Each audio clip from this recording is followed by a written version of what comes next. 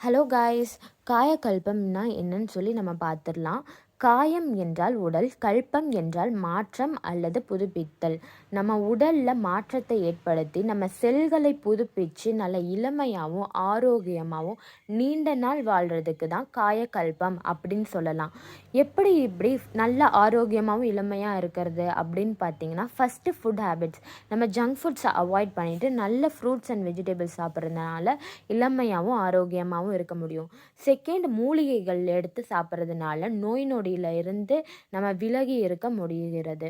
Third பிராணாயணம், யோகாசனம் அதெல்லாம் பண்ணுறதுனால நம்ம மன தெளிவையும் உடல் வலிமையும் ஏற்படுத்துகிறது.